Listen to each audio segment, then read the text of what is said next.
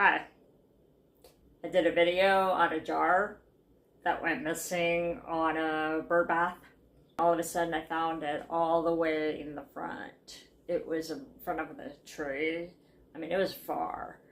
It turned out that was obscure when it happened. I think a squirrel went out there and left it there. I probably finished the peanut butter that was in the jar. I've not put more peanut butter since. However, I put a pile of acorns in a rock garden that I have and just put it on a piece of granite. And I haven't checked back to see if all the acorns have been eaten by squirrels or what have you. It's Texas here and still hot. It's supposed to be cooling off, and we still have a bunch of tomatoes that are growing. The other night I just made some shrimp scampi, put a ton of garlic, made up for the garlic I didn't put in the last time. Not much garlic in that one. Fortunately, I didn't have to see anybody in the next few days.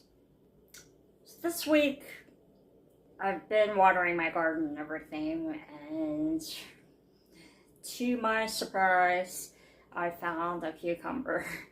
I know I could have let it grow more, and I just decided to take a baby one, and so it was enough for our burgers with the tomatoes we got also from the garden.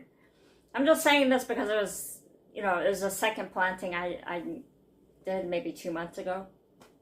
No, I probably like six of them that I planted. So there's only one. And it was nice because it was like God just gave a little surprise. I didn't see it, and then just out of nowhere. I mean, literally in one day I saw it. And I picked it. So God can do anything, and it's just, even though we really haven't had that much growing this year, there were things that I planted and it just did not grow. But it was a good feeling though. It was a good feeling that we had some extras in there, and the feeling of being self-sufficient in some ways, just making an effort, and some of the items grew. So even if you don't have a green thumb, you can grow anything, and grow in containers off a balcony, or you can roll it. Have the rollers and just roll them in a little rectangular box. Just grow yourself some things and roll it in when it gets cool out. Like especially the lemon trees, avocados, they can't stay outside in the frost. They'll get hit. But I've been stalling it, but I would like to grow banana trees. They say you should do that in the spring or fall. They make great compost after you knock them down. Also, like the elephant ear, or rhubarb. I saw that this week. The rhubarb has gigantic leaves. I mean, you're talking like they're bigger than me, and they make fantastic mulch. Like if you have bad soil, you can grow those. The only thing is they're toxic, and they're deadly to dogs, so I'm very iffy about growing those unless it was enclosed area, like literally a caged garden. It's a great way to keep weeds out and then refurbish the soil.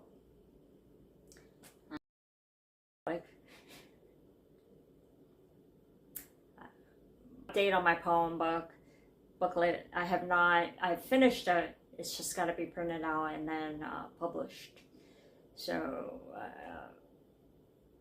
yeah, need to get better at these deadlines and rolling this out. I will let you know though. Not much else happening this week. I did catch some comedy online, and that was pretty funny. It was a couple that have traveled together and done comedy. I thought that was cute. It could break or make your marriage. They are married now, and some of their stories were cute. But I love how when one was not doing too well, The other one usually pulled like a sort of, I don't want to say a balancing act, but I thought that was cute. I'm sure they laugh a lot and have a good time in their marriage, so I love that. I just need to get back to watching more comedy. I just don't have time like a lot of people. What else? Yeah, aside, I thought it was really sweet. Today I saw a video where it's instead of arresting for taking 5 eggs or something like that, the woman got a truck full of groceries. So, yeah, and the woman was younger than I was. You know, I can imagine, with the inflation and everything, it's a lot. You know, it's sad because I thought, I wish she had some people in her life, like friends, neighbors, that could help her out, or she could get some extra work or something. I mean, they're eggs. It wasn't like filet mignon or something. And a lot of people, or my area, it's country area, they have chicken and they have eggs. And it's impossible to have it here because of my pointer. She will go after the chicken. That would drive me nuts every day. The battle between keeping the chicken alive or, you know, not getting livid at my dog and keeping her in alive. So that doesn't really work. It would have to be a major, like, sheltered in area, but she goes crazy around birds and everything. So that would not work. That's all I want to say. I do see a shift in even though there's a lot of things going on, I love how things are being taken care of, where there's action being taken that we can feel safer in the streets, you know, standing up for our country. Hopefully for the better, action being taken. I feel like I'm really proud to live in this country in that sense, that things are going for the better. At the same time, I mean, we have to do our part and pray, keep praying, and any petitions we can sign, you know, keeping our freedom of speech, even the fact that I can do this video up to date. So we don't know what the changes will be down the road, but the fact that we still can voice and to keep it that way, and really to be as independent as we can.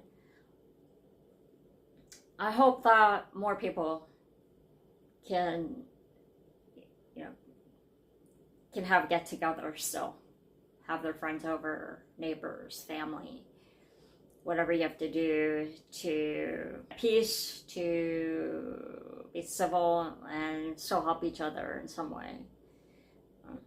And I think, and really just to have a good time, you know?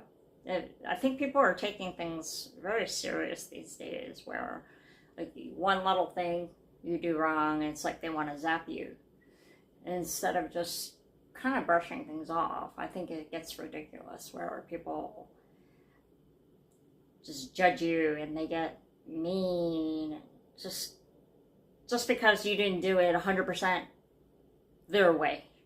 You know, I think there should be some kind of leniency on that, but so I think a lot of people should just go to roots, back to, like, I saw another reel on bonfires in high school, and yeah, remember that when we would go, or for some of us, we played spin the bottle. That was in college.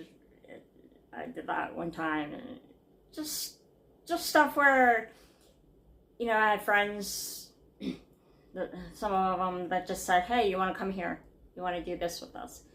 And I did. I mean, it was where, you know, a couple of them were road trips. Others were like, hey, you want to go to the waterfall with us? So I did. You want to go to the lake?